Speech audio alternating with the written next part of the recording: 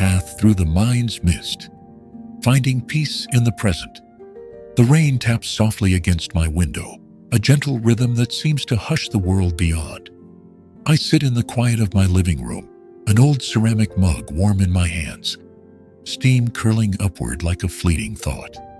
Outside, the streetlights blur into halos through the drizzle, and for a moment, I'm caught in the stillness, a rare pause in a life that feels like it's always slipping through my fingers. Last night, I sent a message to my daughter, a simple note about a memory we shared years ago, and now my phone lies silent on the table. The absence of a reply tugs at me, and my mind begins to wander. Did I say too much? Is she too busy for me now? Have I become a shadow in her life? The thoughts swirl, each one heavier than the last, until I catch myself, trapped again in the old habit of overthinking, spinning stories from a single moment of silence. It reminds me of a Buddhist teaching I once heard. The mind is like a restless monkey, leaping from branch to branch, never settling. But what if, in this very moment, I could find a way to still that monkey, to rest in the rain's soft cadence and trust that all is well? This scene feels achingly familiar, doesn't it? Perhaps you've sat in a similar quiet, watching the clock tick through an evening, waiting for a call from a friend, or a sign that you are still seen, still needed.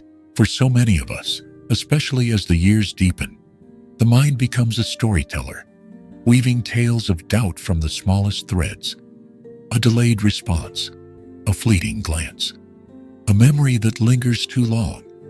The document I draw from begins with such a moment. A man named David, alone in his apartment, staring at his phone as an unanswered message consumes him. His thoughts race. Have I said something wrong? Are they angry? Have I lost them? Each question tightening the knot in his chest. He replays every word, every pause, searching for a mistake, until the weight of his own mind exhausts him. Yet the next morning, a simple reply arrives. Sorry, I fell asleep. All that turmoil, all those imagined disasters dissolve into the morning light, revealing the truth. His fears were shadows, not substance. David's story is ours, a mirror to those moments when we let a single unanswered question spiral into a storm, forgetting that life unfolds not in our heads, but in the breath we take right now. As I reflect on David's experience, I'm reminded of a memory from years ago, watching my father at the kitchen table, his hands tracing the grain of the wood, as he waited for news about a job he'd long retired from. The lines on his face seemed to deepen with each silent minute, his thoughts carrying him high from the warmth of that room. I wanted to tell him then what I know now, that the mind's chatter is not the truth, that peace lies in letting go of the need to know. For older adults like us, living in places like America where time feels both precious and fleeting, these moments of overthinking can feel heavier. We carry the weight of years, regrets over paths not taken, worries about health or family, questions about what legacy we'll leave. The Buddhist path offers a gentle invitation here to see these thoughts as passing clouds, not as anchors. The Dharma teaches us that suffering arises when we cling to outcomes, to certainty, to stories we tell ourselves. David's unanswered message wasn't the problem. It was his attachment to what it might mean that bound him. In the stillness of this rainy evening, I find myself turning to the Buddha's words. You only lose what you cling to. David clung to the idea that silence meant rejection, just as I've clung to fears that my daughter's busy life might mean I'm fading from hers. But what if we released that grip? What if we trusted that life, like the rain outside, follows its own rhythm, not one we can control? For those of us in our later years, this lesson feels like a lifeline. We've seen enough seasons change to know that nothing stays the same. Children grow, bodies age, plans unravel. Yet Buddhism reminds us that impermanence is not a curse but a teacher. It asks us to meet each moment as it is, not as we fear it might be. When David finally received that reply, he saw how his mind had built a mountain from a pebble. We too can pause when our thoughts begin to race, take a breath, and ask, is this worry real? Or am I writing a story that hasn't happened? This question is a gateway to freedom, especially for those of us navigating the quiet complexities of aging. Overthinking thrives in the spaces where we feel vulnerable, when we wonder if we've done enough, loved enough, lived enough. In America, where independence and achievement often define worth, it's easy to fall into the trap of measuring our lives against what we think they should be. But the Dharma offers a different measure: presence. To be fully here in this moment is to touch eternity. I think of the elders I've met in community centers or quiet park benches, their eyes carrying stories of woe and laughter. They've taught me that peace doesn't come from having all the answers, but from resting in the questions, from teaching that we are enough as we are. David's story, though simple, holds this truth. The mind can be a cage or a window, depending on how we choose to see. As I set my mug down, the rain still falling, I feel a shift inside me. The silence from my daughter isn't a verdict. It's just a pause in a larger conversation. I don't need to unravel its meaning or predict its outcome. Instead, I can listen to the rain, feel the warmth of my hands, and trust that she'll reply when she's ready. This is the first step on the Buddhist path. Not to silence the mind, but to befriend it, to see its restlessness as a reminder to return to now. For older adults, this practice is a gift. It softens the fear of what's next, quiets the ache of what's past, and opens a space for joy in what is. David learned this when his phone lit up with a simple message. We can learn it too, each time we choose presence over worry. And so, as the rain continues its song, I invite you to walk this path with me, to explore how the Dharma can light our way through the mind's mist, toward a life radiant with meaning and peace. Defining overthinking and its nature, the rain has softened to a whisper now, its gentle patter blending with the hum of my thoughts. As I sit in this quiet room, the ceramic mug still cradling warmth against my palms. In the pause after my spiraling worries about my daughter's silence, I feel a flicker of clarity, like sunlight breaking through clouds. David's story lingers with me. That moment when his unanswered message became a canvas for every doubt, only to dissolve with a simple reply. It's a reminder of how easily the mind can turn a pebble into a mountain, how it tricks us into believing that endless pondering will unlock some hidden truth. As I trace the rim of my mug, I think of the Buddhist teaching that names this habit: the mind's craving for certainty, its restless dance with dukkha, the unease that arises when we resist life's flow. For those of us who've watched decades unfold, this dance feels familiar, doesn't it? We've lain awake at night, replaying a doctor's vague words, questioning a friend's fleeting mood, or wondering if our life's work was enough. The mind promises that if we think just a little longer, we'll find solid ground. But what if this very craving is what keeps us adrift? Overthinking, as I've come to see it, is like a river that pulls us downstream, away from the shore of now. The document I draw from calls it a false promise, a belief that by dissecting every moment, we'll gain control, certainty, or the perfect answer.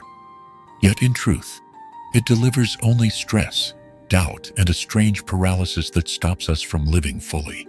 I remember a winter evening years ago, sitting with my late husband as he fretted over a decision long past. His brow furrowed as he asked, "What if I'd chosen differently?" I wanted to hold his hand and say what the Dharma whispers now. The mind's endless looping doesn't rewrite the past or secure the future. It only steals the moment we're in. For older adults like us, living in a world that rushes forward while we seek stillness, this habit can feel like a heavy cloak. We carry questions about health, family, or what lies ahead. And the mind insists that thinking harder will solve them. But Buddhism offers a gentler truth.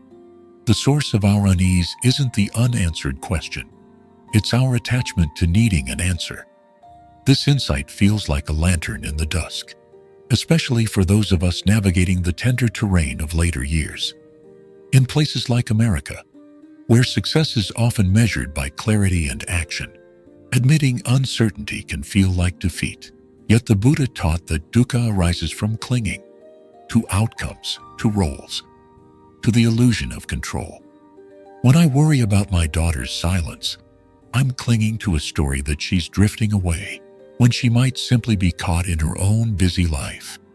When we dwell on whether we've saved enough, loved enough, or lived enough, we're clinging to a vision of how things should be, missing the beauty of what is. The document warns that overthinking creates problems that don't exist, like David's imagined rejection. For us, this might look like losing sleep over a grandchild's choices or replaying a moment of tension with a neighbor, convinced it defines our worth. The Dharma invites us to pause and ask, what if this thought is just a wave passing through? To see the mind's chatter as impermanent is to loosen its grip, to step back onto the shore of the present. As I sit here, the rain now a faint murmur, I feel the weight of that question settle in my chest.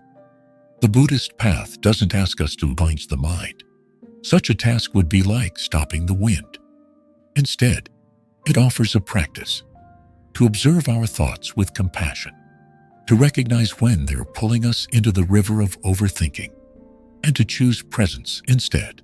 I think of the elders I've known, friends in their 70s and 80s, their faces etched with laughter and loss, who've found peace not by solving every mystery, but by embracing life's ebb and flow. One woman, a retired teacher, shared how she used to agonize over her students' futures, wondering if she'd done enough.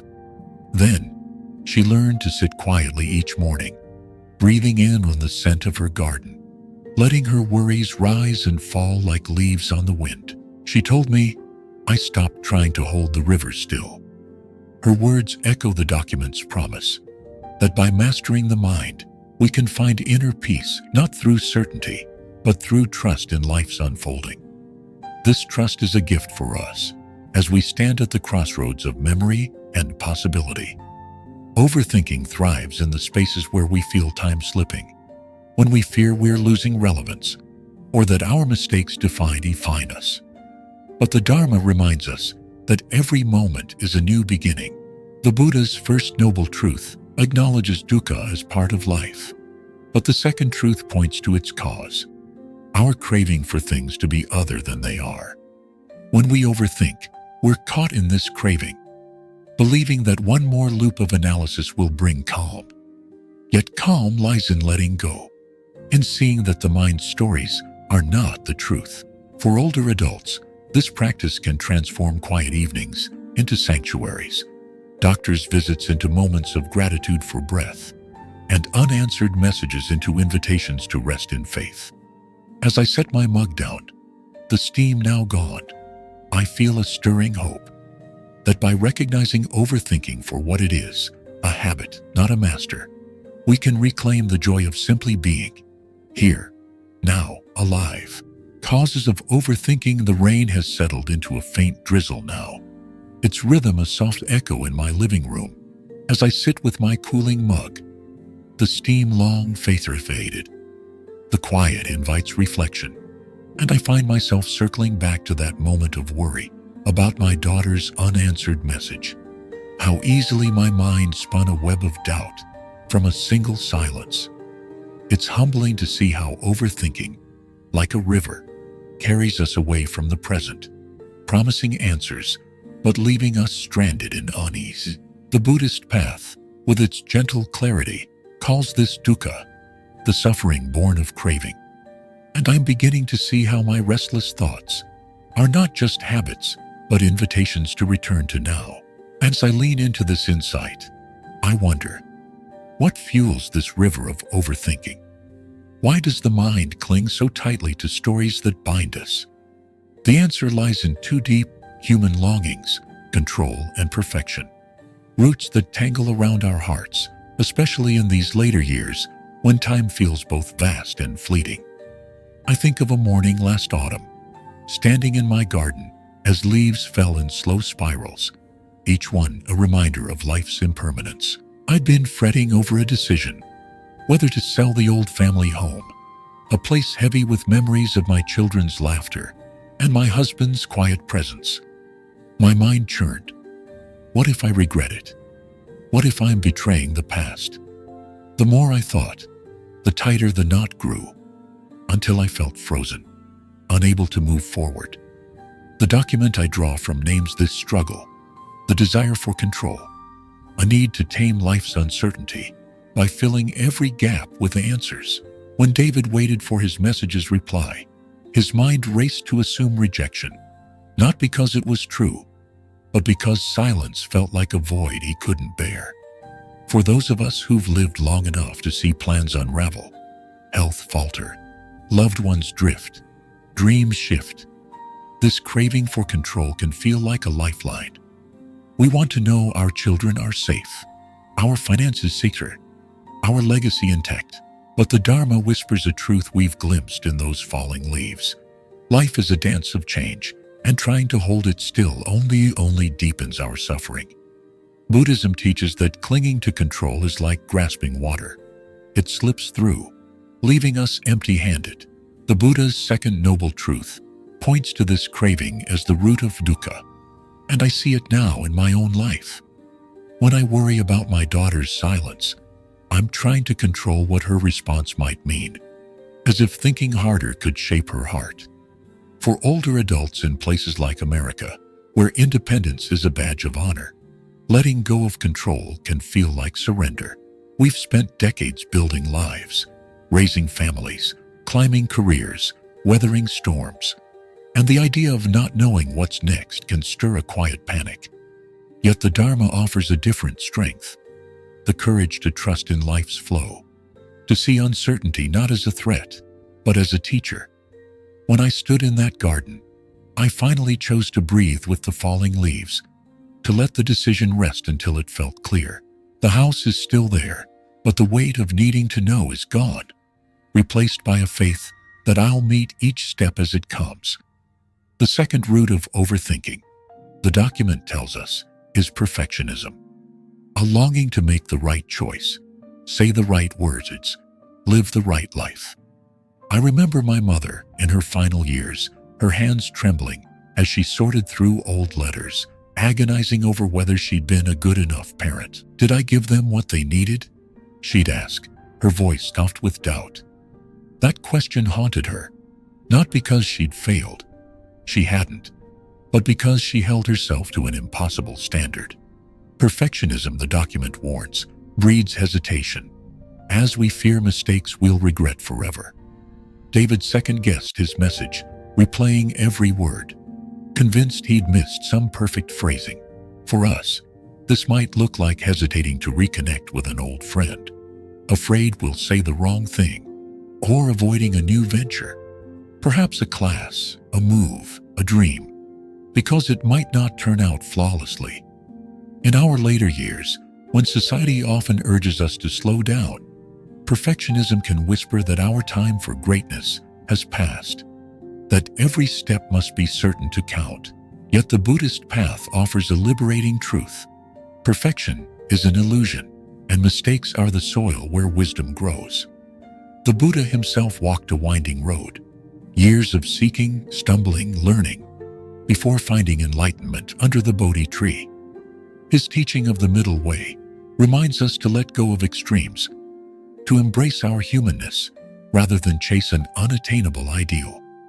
For older adults, this lesson is a balm. We've lived enough to know that no choice is ever perfect. Marriages falter, careers shift, bodies age. But each imperfection has shaped us, carved lines of resilience and grace. I think of a friend now in his 80s who started painting after retirement, his canvases bold and messy, full of white. He told me, I stopped waiting for the perfect stroke. Every mistake teaches me something. His joy, born of letting go, mirrors the Dharma's call to act, despite uncertainty. To trust that our efforts, flawed as they are, ripple outward in ways we can't yet see. These twin roots, control and perfectionism, feed overthinking until it becomes a cage, locking us in loops of doubt that steal our peace. The document describes this as a mental paralysis, where the longer we think, the harder it is to act. I've felt this in quiet moments, staring at a blank page meant for a letter to my son, wondering if my words will bridge the distance between us. The more I analyze, the heavier the pen feels, until I'm stuck, convinced no words will be enough. For older adults, this paralysis can cast a shadow over simple joys. Sharing a story with a grandchild, joining a community group, or even savoring a solitary walk, because we fear it won't be right. But the Dharma invites us to step out of the cage, to see that the mind's endless weighing of possibilities is not wisdom, but distraction. The third noble truth promises liberation. By releasing our grip on control and perfection, we find freedom to live fully, now, in this imperfect, beautiful moment. As the drizzle fades to silence, I set my mug aside and feel a quiet resolve. The Buddhist path doesn't demand that we conquer every thought, only that we see them clearly. Control and perfection as fleeting waves, not truths to drown in. I think of the elders I've known, their lives a testament to this wisdom. The woman who forgave herself for a fractured family, finding peace in small acts of love. The man who danced at his granddaughter's wedding, unconcerned with his unsteady steez. They remind me that aging, with all its uncertainties, is not a diminishing, but an opening. A chance to live with less pretense, more heart. The river of overthinking may still flow, but we can choose to step onto the shore, to breathe with the present, and trust that each choice, each moment, is enough. Consequences of overthinking. The drizzle has stopped now, leaving only a faint sheen on the window pane, catching the glow of a streetlight outside. In the stillness of my living room, the ceramic mug sits empty, its warmth a memory, much like the fleeting worries that stirred me earlier about my daughter's unanswered message. As I trace the path of those thoughts, how they spiraled from a moment of silence into a storm of doubt, I feel the gentle nudge of the Dharma, reminding me that the mind's restlessness is not my master. Overthinking, with its roots in control and perfectionism, has shown me its shape, a river that pulls me from the present, fed by a craving for certainty. But what happens when I linger too long in that current? The cost, I'm learning, is heavier than I once thought, touching not just my mind, but the very texture of my days. The Buddhist path, with its clear-eyed compassion, invites me to see these consequences, not to judge myself, but to awaken to the life waiting beyond the mind's chatter. The wisdom suggests that overthinking is a thief of energy, turning the mind into a battlefield where every thought clashes with another, leaving us drained. I remember a summer evening, not long after my husband passed, when I sat on our old porch swing, staring at the garden he loved. My thoughts churned over what I could have done differently. Had I missed a sign? Could I have eased his pain? The questions looped endlessly, and by night's end, I was too exhausted to notice the fireflies dancing in the dusk. For those of us in our later years, this mental exhaustion can feel like a shadow, creeping into moments that should hold joy. We worry about a child's choices, a dwindling savings account, or the ache in our knees, and the mind's relentless analysis saps our strength. The Buddha's first noble truth names this as dukkha, the suffering woven into life. But his teachings also show us that we deepen this pain when we cling to thoughts that serve no purpose. Overthinking doesn't solve the mystery of loss or secure tomorrow. It only dims the light of today. This insight reveals that exhaustion spills into our days, stealing our ability to act. to move forward with clarity. I think of a friend, a retired librarian in her 70s, who dreamed of writing a memoir, but spent years stalled. Her mind caught in doubts. Will it be good enough? What if no one cares? Her notebooks piled up, untouched, as overthinking built a wall between her and her passion. For older adults, this paralysis can feel acute. Time seems shorter, and hesitation carries a sting. In America, where productivity often measures worth, we might feel pressure to prove we're still vital. Yet overthinking traps us in loops of indecision. We avoid calling a friend, fearing an awkward pause. We shelve a dream, dreading failure. We let a sunset pass unnoticed, lost in regrets. The Dharma offers a gentle truth here. Action, even imperfect, is a step toward liberation. The Buddha's Eightfold Path calls for right effort, not endless pondering, but a mindful choice to engage with life, trusting that each step shapes the path. Perhaps the heaviest toll, though, is how overthinking pulls us from the present, robbing us of life's fleeting joys. I recall a family picnic last spring, the air thick with laughter as my grandchildren chased each other through the grass. Yet I found myself distracted, my mind replaying a recent argument with my son, wondering if I'd failed to bridge our divide. The children's giggles faded into the background, and when I looked up, the moment had passed, their small hands already tugging at new paws. The document names this loss vividly. Overthinking keeps us from living, locking us in a cycle of past regrets and future fears. For those of us who've watched decades unfold, this feels poignant. We know how quickly years slip by. Children grow, seasons turn, faces change, and yet we let the mind's chatter steal the only moment we truly have. Now, Buddhism teaches that the present is the heart of existence, the only place where life unfolds. To miss it is to wander in a dream, chasing shadows instead of light. The Buddha's words echo in my mind. Do not dwell in the past. Do not dream of the future. Concentrate the mind on the present moment. This teaching feels like a lifeline for those of us navigating the quiet weight of aging. In our later years, overthinking can amplify fears of fading relevance, of unfinished dreams, of time running out. We might dwell on a career that didn't soar as hoped, or worry about becoming a burden, each thought pulling us from the laughter of a grandchild or the warmth of a shared meal. But the Dharma reminds us that these thoughts are not our truth. They are waves, rising and falling, not anchors to bind us. I think of an elder I met at a community center, her eyes bright as she described knitting blankets for newborns. She'd lost her husband. Her health was frail. Yet she said, "I can't control tomorrow, but I can make something warm today."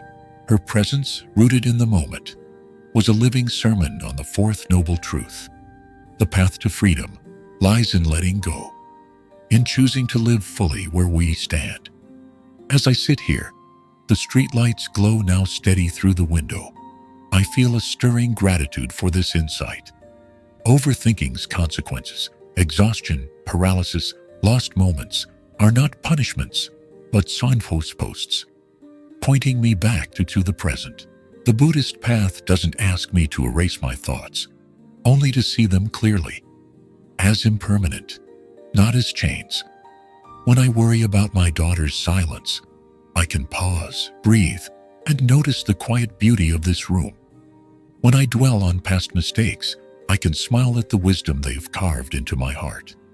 For older adults, this practice is a gift, a way to soften the fear of what's next, to find purpose in small acts, to rest in the serenity of now. The fireflies I missed that summer evening are gone, but tonight I can step outside and look for stars. Each moment offers a chance to return, to live, to be strategies to overcome overthinking. The streetlight's glow casts a soft halo through my window, painting the living room in shades of calm. As I sit in the quiet, The empty mug, a silent companion. The weight of my earlier worries about my daughter's unanswered message about the years that slipped by has softened. Not because the questions are gone, but because I'm learning to see them differently. The Dharma has shown me the shape of overthinking, a river fed by control and perfectionism. Its current heavy with exhaustion, hesitation, and lost moments. Yet in this stillness, I hear a deeper call, not to drown in the river, but to step onto the shore, to find a path through the mind's mist. The Buddhist teachings, like lanterns in the dusk, offer not just understanding, but a way forward. Practical steps to break free from overthinking's grip, to reclaim the peace that waits in every breath. For those of us in our later years, this path feels like a gift, a chance to soften the fears of aging, to weave purpose into quiet days, to rest in the serenity of now. The wisdom suggests that the first step is awareness, a gentle act of noticing when the mind begins its restless dance. I think of a morning last week, walking through the park near my home, the air crisp with autumn's promise.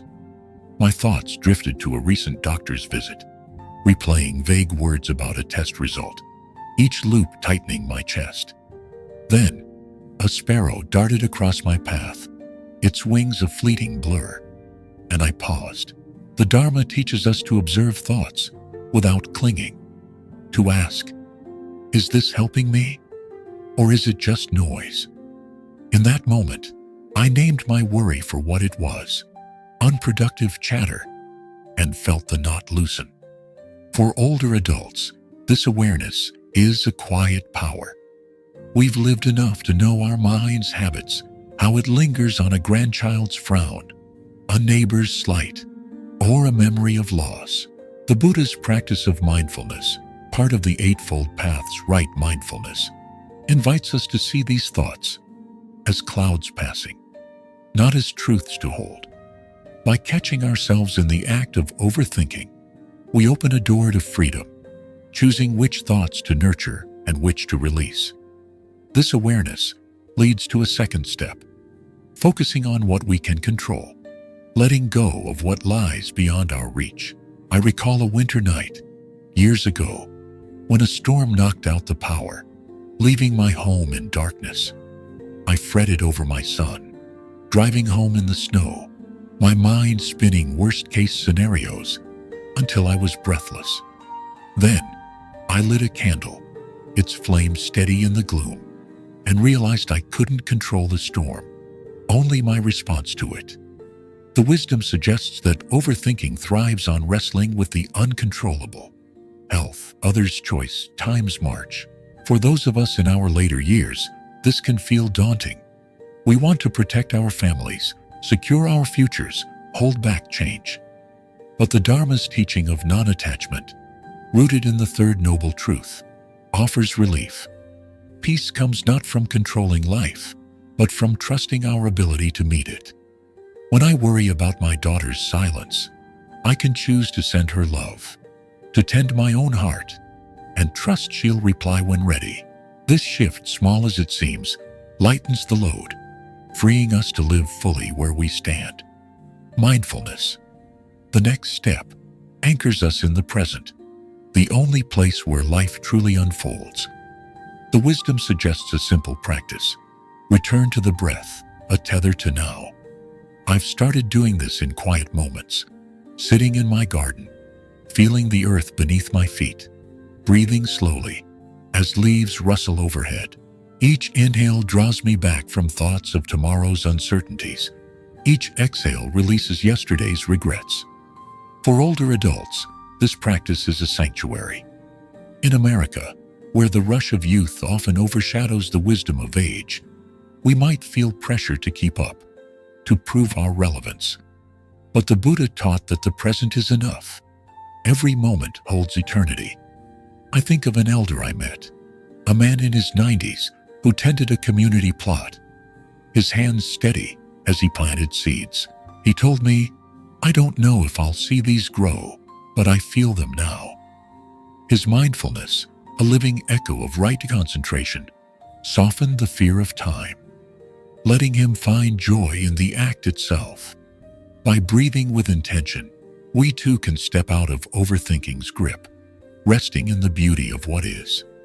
The wisdom further reveals that changing our perspective can transform the mind's landscape. Instead of asking, "What if I fail?" we can ask, "What if I grow?" I remember a friend, a widow in her 80s, who hesitated to join a book club, fearing she'd seem out of place. Her mind spun tales of rejection until she reframed the question, "What if I find a new story?" She went, and her laughter now fills those meetings. The Dharma's teaching of right view encourages us to see possibilities, not just perils. For those of us navigating aging's uncertainties, new diagnoses, shifting roles, quiet evenings alone, this shift is a lifeline. Overthinking paints the future in shades of loss. But the Buddha reminds us that the mind shapes what it seeks. By choosing hope, we plant seeds of joy, trusting that life, like a garden, blooms in ways we can't predict. This perspective doesn't erase fear, but softens it, inviting us to meet each moment with curiosity instead of dread. Letting go of perfectionism, the next step, frees us to embrace our humanness. The wisdom suggests that mistakes are not failures, but teachers, part of life's unfolding. I think of my mother, how she'd agonize over small things, a burnt dish, a forgotten name, convinced they defined her. In her final days, she smiled at those worries, saying, "I wish I'd laughed more at myself." For older adults, perfectionism can feel like a chain, whispering that our time for greatness is past, that every act must be flawless to matter.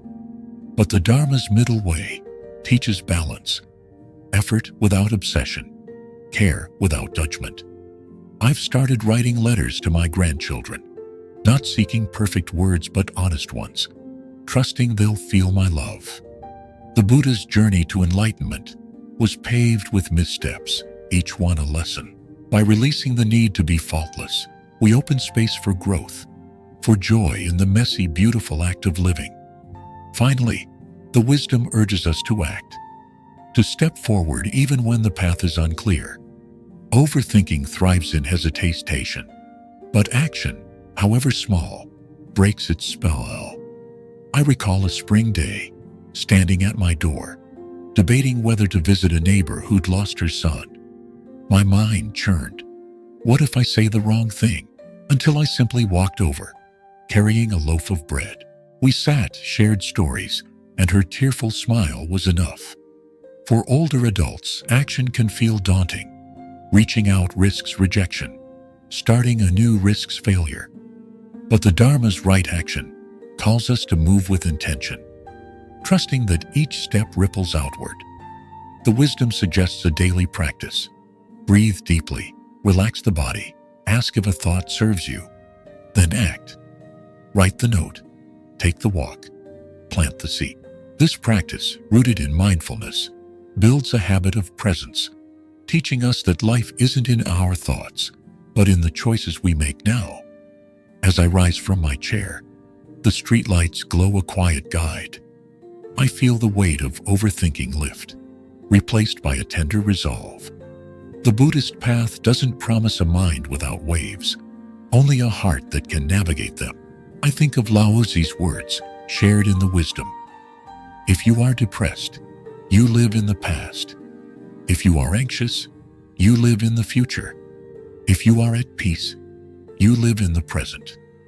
For those of us in our later years, this is a call to come home, to soften the fear of aging with awareness, to find purpose in mindful acts, to rest in the serenity of each breath. My daughter's message may still wait, but I can send her love. Tend my garden, watch the stars. The path through the mind's mist is here, in this moment, and it's ours to walk with grace.